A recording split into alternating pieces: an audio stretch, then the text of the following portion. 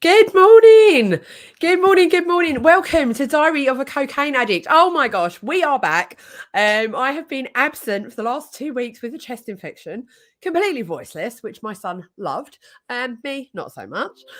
So today we are here live, delivering hope and inspiration, stories, wisdom, all of the resources and tools that you can use to help yourself with any addiction, recovery issues that you might have, and just to really help you to come into the light and stay in the light with us. So those of you that are new to my world, welcome. I'm Sarah. I am the recovery witch.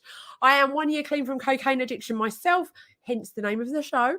And the aim of this show is to just really share not just my own story, but to bring on guests and people that we can aspire to, people that we can calibrate to, and people that can give us a different perspective. So far on the show, I've had clinical hypnotherapists, I've had a lady who also is recovering from addiction, people that have lived and loved with an addict. And today's the day. I have an amazing guest for you, the fabulous JoJo Ellen. Jo, please introduce yourself to the world. Oh God, every time people say that, I'm like, So I'm Jo. I'm a trauma specialist and a master healer. And I don't really know what else to say, really. I mean, it's great to be on the show, and I'm excited to kind of share some things that I've experienced over my journey, and in hope to kind of inspire people. I think coming from a lot of trauma myself, which has obviously led me to the path of being a trauma specialist and stuff like that. I'm just really passionate about that, and I'm really truly passionate about helping people to overcome their issues and overcome things that are challenges within their life to ultimately bring them back to peace. And that's kind of really what I'm about, really. Don't really know what else to say. I love that. So actually, I'm relatively new to your world, Jo. You've been on my radar for some time, but I've not really engaged with your content or with your, the stuff that you do until just this week. So I was fortunate enough to spend a day this week with the lovely Jo, and her business partner, Natasha Edwards, learning their own modality, their healing modality. We may touch on that later. We may not. You can go away and find out all about Jo. I will share her links afterwards. But for now, Jo, please share with us your story. What is it that has got you to here? Oh gosh, I don't know where no pressure. Obviously, let's keep it relevant to the show, I guess, yeah. Right? So I'm not going to go into like my whole life story of all that jazz, but I come from a background of being really severely bullied pretty much my whole life, just for being a quiet kid, just for being quite misunderstood, I guess, not really kind of knowing my place in the world. And I think when you grow up in quite chaotic backgrounds where, I mean, don't get me wrong, my parents were amazing, and they, we didn't want for anything. We were always looked after and loved.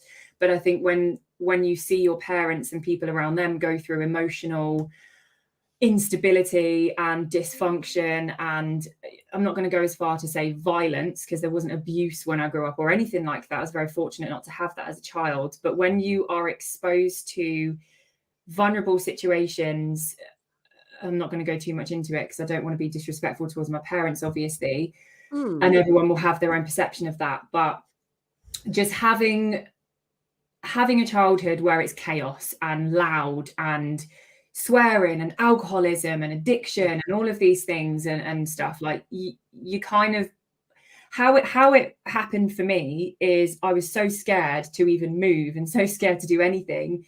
I went into this shell and I just became completely recluse from a very, very young age. And I think at school, people thought I was a weirdo. People, like, we didn't have a lot of money growing up, so I didn't have great clothes, so I used to get picked on for that. I've got like little elf ears, so people used to pick on me for that. So I was constantly bullied. And then going from that into the world of relationships and having the chaos and the emotional instability, I had to grow up very, very quickly as a child, and we moved a lot, and there was just all sorts of chaos growing up. And I got into relationships with people at a very young age, and I was exposed to cocaine at a very young age. Not me personally, but a guy that I was with, he was a fair kind of bit older than me, and he had addiction, and I just didn't know anything about it. I just thought, well, this is what I've been exposed to pretty much my whole life. So, you know, it's normal to do these things, right? And he was abusive, and I was actually raped at 14. Oh, so yeah, because I was quiet and I just didn't know how to communicate. I was shushed my whole life as a child. So just having all of these negative experiences, I just was not in the wrong place at the wrong time. I don't know what you would call it, but those things had to happen to me to obviously lead me to help people with sexual abuse and trauma and all of these things. But as time went on through that time, being exposed to these things and then feeling like I had no self-worth, and being somebody that felt like, I don't know if we can swear on the show, but go for it. Being shit on your whole life, pretty much. You feel are supposed to love you. And this isn't my parents, by the way, because my parents were great. I mean, as I grew up, you know, relationships and stuff, I just went from one abusive relationship to the next, to the next, to the next. And I then didn't finish school because I was so self-conscious and I was bullied. I got no GCSEs. I think I got like 1 C and the rest was below.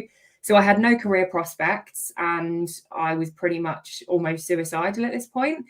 And when I was 19, I had a really bad breakup and I just had enough and I wanted to escape. And that was when I started on taking drugs and raving, and just it got to be pretty much every single night of the week. I got myself a job in a bar.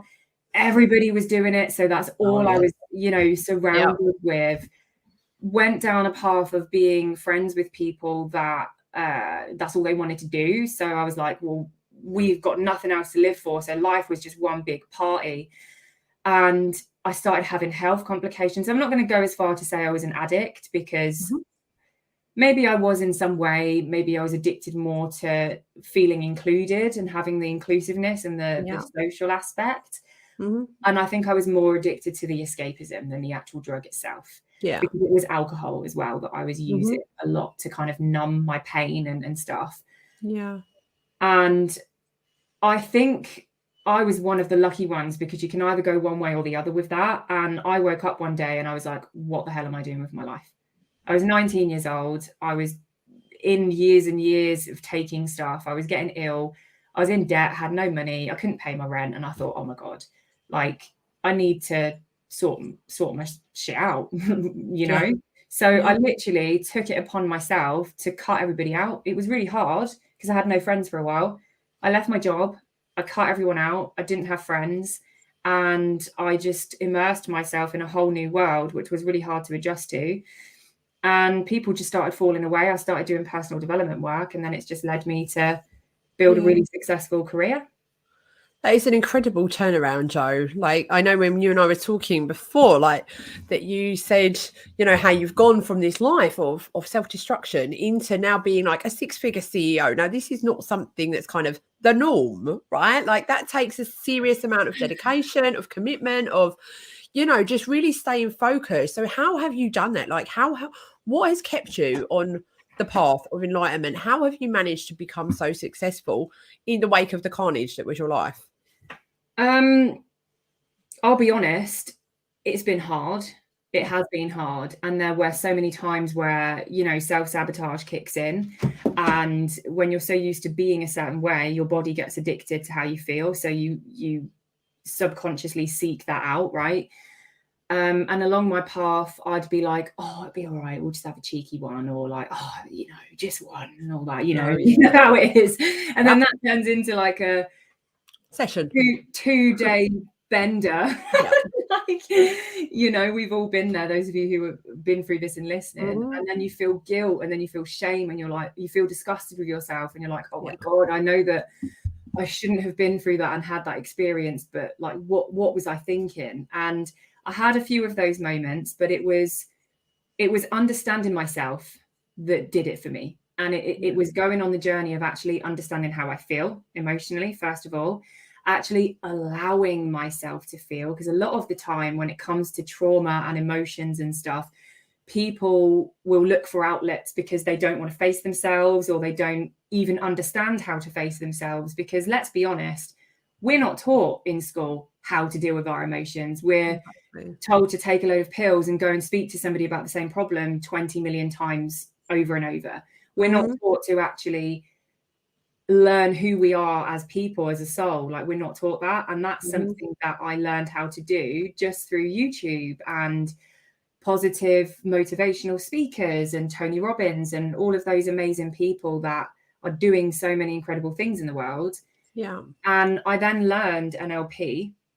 And this is when I was really coming out of my episodes. And then I stopped completely. I stopped, and I haven't taken a single drug for like, oh my God, 5 years now. Wow. Like, yeah, like Congratulations. you couldn't pay me to take it. I don't even think about it now. I'm like, nah, Yeah. I've just completely come so far from that life. And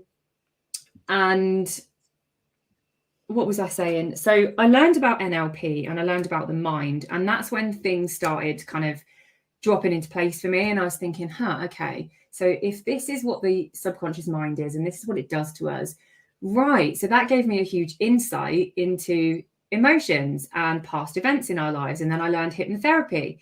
So I then went on a journey of that. And then I started doing all of these healings with people. And I started realizing that our past really massively impacts our future, as lots of you will know that. But it's our emotions and it's our belief systems and that form our perception of the world that then form self-sabotaging behaviors, that then form the negative paradigms and the negative self-talk that we then use, that becomes who we are, that then we're just like, sod it, I'm just going to go and have a bender because I'm not worthy of anything, or I've got nothing better to do. And when I learned about that then got me on the path of, right, okay, so I hold the power. It's me, it's my mind and my nervous system that holds the power here. And I went on like that, and here we are. So tell us, how have you got in the driving seat of like being in command of your sort of subconscious and reining in these wayward behaviors that were so natural to you for so long? It's hard. And I'm not saying that this will help everybody in the same way, because everyone is on a completely different level of addiction, binging, using it just as an outlet, like wherever you are on the scale. Like, I don't want anybody listening to this to go, oh, okay, I'm going to try that if you're really far into your addiction journey, because I wasn't that far into it. I just used it as a binge and whatever else. But so I think I have had it easier. However, you are still in the driver's seat and you can take control. And how it was for me was, it was one, learning about the unconscious mind, first of all, and learning about how it works. And, it can be quite complex how far you go into it, but just learning like how we protect ourselves, like the unconscious mind does things to protect ourselves. So we keep ourselves safe. How the body memorizes movement, and how, how the nervous system, when we have things happen in our lives, trauma or, negative experiences, or even like observed and absorbed behaviors from our parents, friends, etc. at a young age, that then inflicts on us and we internalize it. And what happens is it goes to the brain, and then the brain goes, oh, okay, let's just scramble all of this around. Let's internalize it through this filter, sends chemicals to the body, which is our emotions. And the more that happens to us, the body then gets used to this chemical reaction, and that becomes who we are. So the body then looks for those chemicals, because again, it's addiction. We become addicted to how we feel. Yeah. So if you can learn about that, and you can, and again, it's hard. It's not just, you don't just read it in a book and it happens. Like, I've had to learn a lot of courses and do the work myself. Yes. But it's understanding that and learning about, your own triggers, and learning about how different things make you feel, and bringing it into your conscious awareness. The more you can do that, the more you can get a grip on those negative thoughts and go, oh my God, I'm doing it again. Oh, I'm doing it again. Does that make sense? It absolutely does. So what you're saying is, right, let's put this a different way, because obviously people respond to things in different ways, right? What I'm hearing from you is that, say, for me personally, like a trigger for me would be opportunity, first of all. So, you know, if my mum was out at work and Chase was at nursery, that would be opportunity right there. If I had money in the bank, that would be opportunity. And if I was feeling tired, or if, you know, Chase was doing my nutting, this is my little boy for anyone that doesn't know. Chase was doing my nutting, you know, I was having one of them, you know, single mumming moments where I'm just like, oh, for God's sake. On some level of my mind, I'm thinking, I deserve a reward. I'm thinking, I can't be bothered with this. I'm thinking, just run, hide, escape. What you're saying is I can become addicted to how the feeling of relieving that is, if that makes sense. So treating that with cocaine, I can become addicted to that feeling of escape, basically. Yeah, because your body gets used to the emotional response. Right.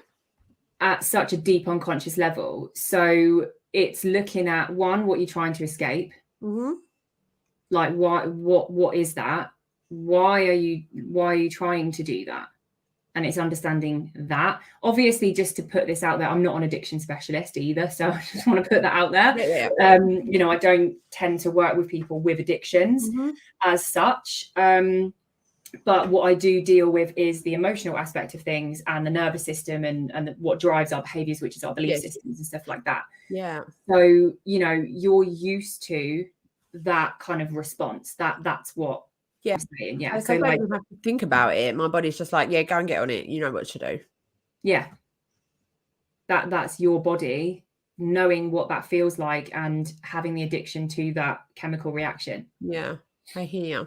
That is so interesting. So this is another thing that struck me, why I wanted to invite you onto the show, Joe, and I know I said this to you yesterday, but obviously the listeners were not privy to that conversation, is that, you know, the way that I have heard Joe talk about trauma and how it relates to, you know, our behaviours and really drives our actions, she speaks with a level of intelligence that I have not come across previously, and in a way that's highly relatable. And it's from a perspective of having been there, from having done the work and having come out the other side of it, which is why I wanted to bring her here in front of you guys to share this amazing human with you, because she absolutely is somebody that I aspire to, somebody that I want to calibrate to. And I think, you know, if more people can understand the importance of self-development work and why they would want to go on a healing journey, and what does that even mean? Let's start from there, Jojo. What does it mean to go on a healing journey?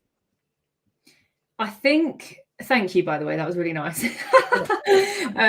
I think it could potentially be different for everyone because everyone's experience is individual to them, right? But for me, I think I got pushed so far in my habits and in things I was doing that I just couldn't cope with feeling like that anymore. And I think that's how it happens for a lot of people. I think you either keep going or you then, because I'm a very spiritual person. I know that you know that, but people listening, like, I'm a really, really spiritual person and I deal with soul every day and I do the healings with people and all that. And I truly believe that the universe will almost force things upon you, or you'll attract it, or whatever, however you want to look at it, into your next step, into kind of either forcing you to up level or the other way. And I believe I was forced to up level, but in order for me to up level, I had to learn what the problem was. And my problem was partying, raving, my health. It was kind of everything. It was my mental health. It was my physical health. It was my emotional state. It was everything as a whole, and my body just couldn't take it anymore. And I was depressed and I was suicidal. And I was like, oh my God, I used to wake up with really deep impending doom in the pit of my stomach. Like, I don't want to be here anymore. Yeah. So many people have that, right? And for me, it was realizing there's a problem here. That was the first thing for me. And then it was like, well, I know there's a problem, but how, like, what do I do? Like, how do I get over this? And again, not everybody is going to have this in their minds or whatever. But for me, it was like, well, first of all, I don't want to do that anymore. So what's making me do that? It's the people I'm hanging around with, and it's my environment. And if your environment doesn't change, you can change it. And this is just my opinion. You can change a little bit, but if you're always around the same thing, again, your body becomes accustomed to it, but you're always going to be tempted. You're always going to be recalibrating back to that level, right? So that's why I changed it, first of all. And then I just started wanting to be a better person. And by being a better person, I just became more conscious. Again, watching YouTube videos, and I found network marketing throughout this point as well, which was like the biggest stepping stone to my coaching journey. I found, I think it's the same for a lot of people actually. And then through network marketing, that's when I found personal development. Now, I'm not saying you've got to go and do network marketing to get on the ladder of personal development, but that's how it worked for me. And then here we are. I just kept going. Yeah. So what is personal development? I mean, you and I bandy these words around like as if everybody knows what it is, because it's just so normal to us, but actually not everybody is in our world. So what does personal development mean? Why is it important? Why would somebody want to engage? So personal development is bettering yourself. It's understanding your mind. It's finding that, the way that I like to describe it for how it was for me when I was like 20 years old. I mean, I'm like nearly 31 now, so it's been a journey. But it's finding that little flame inside of you to want better. It's finding that flame within you to go, right, I deserve more. I can get more. So it's kind of being around people that kind of have or are like how you want to be. That's how it was for me. Yes. So when I heard about all of this, all I literally did was typed into YouTube personal development, and I got Tony Robbins was the first one, and I thought, oh, I'll just watch this. And he was talking about all the same things I talk about, but probably on more of a human level. I talk about it like a really intellectual like level, not saying he's not intellectual. He's a very, very smart man. He's amazing. But you know what I mean. And he started talking about stuff just in a really motivational way, like, come on, you've got the light inside you, you know you're meant for more, and just really positive affirmations. And that did something within me. And it was like I found that fire of like, come on, Jo, you can do this. And that's what I mean, kind of finding the good parts of yourself and trying to move with that rather than focusing on all the negative parts of yourself, and just going after what you want in that kind of way. I don't know if I've answered that question. I'm so sorry. No, you have. You really, really have. So what I want to ask you now is, to a person that is feeling, I don't know, maybe a bit despondent, or they kind of hit a wall, or, you know, they're stuck in a cycle where they want to stop and they maybe stop for a while, but then they can't stay stopped. How do they find that fire? Is it possible to ignite that fire yourself, this fire that you speak about? What's your thought? For some people, I would say so, but some people need the extra help. Some people need an outlet, or they need, like, not in a negative way, I mean in a positive way. Sometimes people need to hear the right thing. And I think for me, I've had to how I work is, okay, I am self-motivated now, never used to be though. And I think when you are in that pit, that deep hole, it is very hard to pull yourself out. I think you've got to have a lot going on within you to go, right, come on, let's do it. Like, you know, because otherwise we probably wouldn't be down the hole in the first place, right? I think that's the same for a lot of people. So I think it's like, you've got to have the want to do it. First of all, like, you've got to have that want. If you don't want to change, you're not going to change. It's the same as when you're working on trauma, like with clients. So many people will go, oh, I tried that and it didn't work for me. Well, it didn't work for you because you didn't let it go. Like, it's not the therapist's like job to get rid of your shit. They're there to guide you. You're the person that lets it go. So it's exactly the same as what you're talking about. It's like, you have to want to change. That's the first thing. Then it's being aware of what we've obviously spoken about. We've got a comment here. Shall I read it out? Yeah, go for it. So everyone in the world is trying to fix themselves, whether it is shopping, money, or some other outside stuff. Some people just don't know it. 100%. And this is what I mean. It's about bringing awareness to it. And I love how you said about shopping, because that was another one that I had. Because it's not looking inside yourself. I think I've just lost track of the question though. What was the I question? forgot what we were saying as well. Don't worry about it. Let's not worry. Let's trust that we've said whatever it was that needed to be said on that particular topic. But I do want to talk to you about trauma, Jo, because trauma is something that really fascinates me. And historically, when I would hear the word trauma, I would be thinking of, these really big things like, I don't know, like child abuse and, things like this. But what I've come to realize is actually it can just be much smaller stuff. It could be something that I maybe overheard when I was 7 years old that's gone into my subconscious brain and that now plays out. Little Sarah is still running the show without my knowledge. So, and I know that you are a trauma expert. You absolutely are. And I would really love for you to share some insights on how trauma can tie in with addiction. I would love for you to share some insights on how you can heal trauma, should you so desire, and how you recognize it actually is important. Yeah. So, oh God, where do I start? So I know. Sorry about that. We'll try and say this on a human level. With trauma, and this is just my perception, and there'll be other trauma specialists and counselors and therapists and all that out there that will say this, like different things, and it's all about perception. But as I've worked with people over like hundreds of people over the years and helping them to release their wounds and stuff, and having my own stuff as well, and doing the work, going back to events and releasing it and coming back and whatnot. I don't know if this is part of the question, but I'm just going to say it because that's where we're going. Go for it. Trauma, as you say, when you say the word, people associate so much with trauma and they're like, oh my God, yeah, I don't have any trauma. When I get clients, they're like, yeah, I don't really have any trauma. And I'm like, everyone has trauma. Every single person has trauma. And it doesn't need to be where you were rejected and abused as a child. It doesn't need to be a non-consensual situation when you were 5 years old from an abuser. It doesn't need to be that you were lost and you couldn't find your mum for like 24 hours. It doesn't need to be that. Trauma is a set of belief systems, and it's the perception of what was formed at that time.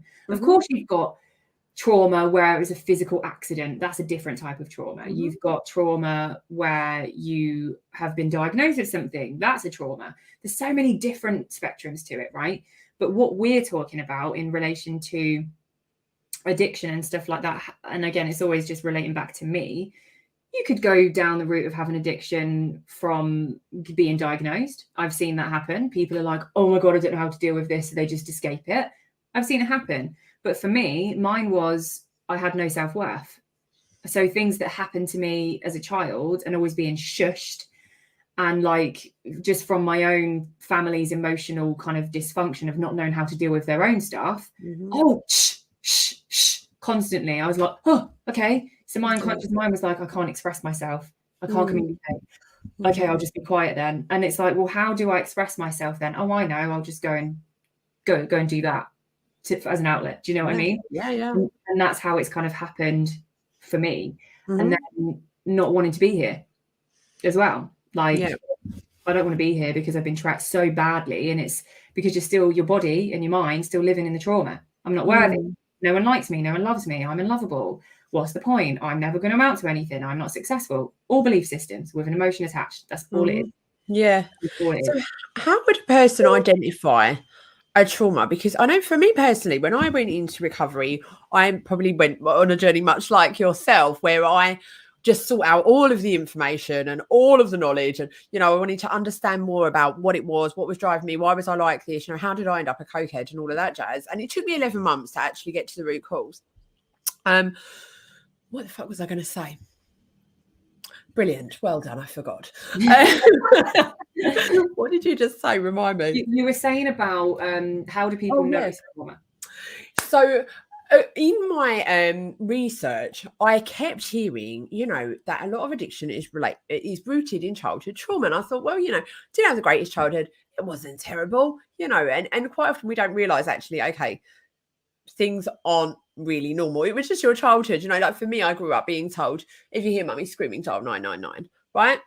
That's not fucking normal. But that's how it was. And I didn't realize this until much, much later on. Okay. So when I'm hearing things like, oh yeah, your addiction's probably rooted in childhood trauma, I thought, yeah, I can see how that could be the case. And I'd read lots of case studies and totally see where they were coming from. But it wasn't me. That didn't fit actually for me until one day I suddenly realized, oh hell, you've got massive abandonment issues, girlfriend. And you have spent the rest of your life consequently abandoning yourself, which is what your drug habit was about. And guess where it came from? Oh, yes, my childhood. And so I suddenly realised, even though I had the information, okay, it's most likely from a trauma, I couldn't see what that trauma was. So the question I'm asking you in a really long way is, how would a person start to maybe identify where this may have started for them? So obviously with my work, I work a lot with the unconscious mind, subconscious mind. For people that are listening, I had this question yesterday. How do you know what's the unconscious mind? It's the same as the subconscious mind in my book. It's what breathes for you while you're asleep, right? And we hold memories. It organizes memories. It represses negative emotions. It represses memories with unresolved negative emotions. So that's how it works, to put it out there. So with my work, it's like I work with the unconscious memories, and yeah, I use some form of hypnosis sometimes, but obviously, as you've seen firsthand with the activation method, which is my modality, we get you to go straight to the root cause in your body, because only you know how you feel. So for me personally, what I would say to that is identify, and if you want to do this, if you want to feel into like, oh my God, I feel like I really want to do this right now, like, and I'm trying to stop myself, like, what's that trigger? Dig into that. Or if it's like an in general thing, like if you just feel crap one day and you're really emotional, and I would literally just, as hard as it is sometimes when you've had trauma, because we want to escape it, try and just stop yourself and listen to yourself and really think, right, how do I actually feel right now? Where do I feel it in my body? Close your eyes, take a nice deep breath in through your nose, out through your mouth, identify what the emotions are, and just start there. Yeah. Because we could feel a million different emotions. Most people are overwhelmed these days because there's just so much going on, and they don't know how they feel. They don't know how to allow themselves to feel. So sometimes you're going to have anger, you're going to have sadness, you're going to feel guilt, you're going to feel shame, you're going to feel fear, and then you're going to feel disappointed, and then you're going to be annoyed at yourself, and you have all of these things that's going through your awareness. It's just like, you just stop. Enough. Breathe. Just stop and identify what you're feeling right now. And then with the unconscious stuff, obviously, I would say probably work with somebody if that's the case, when you feel ready, because they'll guide you. But you can also do stuff yourself, Absolutely. Okay, I'm conscious of time, Jojo, so I really want to give you the opportunity to share with people what it is that you actually do. Like, what does it mean? How did you stumble across it? Just give us a quick rundown, how people can find you, all of that jazz. So you can literally find me on Facebook. It's my name, JoJo Ellen. You can find me there. I have got Instagram, which is JoJo Ellen _soulful minds, but I don't really use it. I've not got many followers. I just crap with Instagram, but you can follow me if you want. Not good at promoting myself. And my website is jojoellen.com. So you can literally find me there. So how I came to obviously do what I do is through my trauma, and then learning and doing all sorts of different courses. So I created my own healing modality with my business partner, Natasha. She's got an incredible story as well, like very similar things, but in a different way, where she's been through pretty much the same path as me. We've both overcome it individually, came together, found each other, and we just downloaded one day. We're like, oh my God, why don't we just do our own modality? Because the way we were working with clients was in a specific way where we're quite flowy. We just knowing what we know, we've got so much knowledge of the nervous system and the mind in trauma. So we're like, well, we know what works. We know what's safe for the client. So let's just try it. And we just went down this avenue of bringing different things in. And I thought, hold on, this is powerful. This is getting people amazing results. And she was doing the same. And we came together, and I was like, oh my God, are you doing that? She went, I'm doing that as well. And I thought, okay, this is like meant to be. So that's how it materialized. And through learning what we've learned, it's just turned into this huge global healing modality where people are releasing their trauma, and they're activating all their spirituality, and they're just coming into back to the truth of who they are. And that's pretty much it, really. And that's what I do every day with clients. Yeah, that's awesome. So for the record, it's called the activation method, what these lovely ladies have come up with, and it's awesome. So as I said, I spent Wednesday with JoJo and Natasha learning the activation method for myself, which was incredible. It's definitely highly recommended. So have a look out for the girls on Facebook if you feel that way inclined. But in the meantime, JoJo, I wanted to say thank you so much much for coming on and sharing so openly and just so generously with your time and your wisdom and, you know, your knowledge. Natasha will be joining us as well in another month here on the show, so I look forward to that. Have you got anything that you want to kind of close with, Jo? Any last words of wisdom? Any, you know, words of inspiration? Go for it. I think a big theme that's kind of been coming up recently for me, especially in the world of development and shifting beliefs and all sorts, is anybody listening to this that is going through addiction or is going through the impending doom, or if you're relating to anything that I'm saying, I don't want you to listen to this and think, oh my God, I'm a problem. Oh my God, I have to fix myself. Oh my God, I've got so much wrong with me. I just really want to get that across, because I feel like when people come into my world and they come into this work, or not even my world, other people's world that do the same thing, they immediately go, oh my God, I've got so many beliefs and I'm a problem and I've got to do this and and it overwhelms them. So I want to just get across that you're not a problem. You don't need to be fixed. You just got to get on the path of allowing yourself to feel and just go in from there and just trust in yourself and just I love that. Moving with the energy of where you're supposed to be. Thank you so much. That was one of the most overwhelming things for me, actually, when I went into recovery, was actually having feelings and learning to be okay with feeling them, and also identifying what the hell they were. Because I've spent my whole adult life running away from them. It's like any kind of feeling, good feeling, run away, bad feeling, run away, you know, and so it was just like, oh my gosh, what is this? Oh, okay, I feel frustrated. What is this? Oh, okay, right, I'm pissed off. You know, and it was just like, I'm trying to teach my son how to understand and navigate his feelings and emotions. And it's almost like I'm right back there as a 3-year-old learning it for myself, because I've never experienced it until the last year. So it can be huge, but there are people to support you with the journey. As Jo says, you know, myself, I'm a trained recovery coach. I work with women mainly to rebuild their lives basically after addiction. You know, it can be a case of, well, who even am I anyway? You know, I knew who I was when I was taking drugs, but now I don't. It's like, well, okay, how do I be? Who do I be? Who am I? What do I want? Who am I without it? Yeah. And this is where a recovery coach comes in. So if anything has resonated with you today, go ahead, reach out to me. My email is therecoverywitch2911@gmail.com, or you'll find me on Facebook, of course. JoJo, I'll share your links as well. You're amazing. Thank you so much. Those of you that have joined us today, I hope you've enjoyed the show. Very happy to hear any feedback, any you know, light bulb moments that you've had, anything that's inspired you, or any feedback at all. Okay. Much love, one and all. We will be back next Friday, or I will be back, I should say, next Friday with another episode of Diary of a Cocaine Addict. Thank you. Adios. Thank you.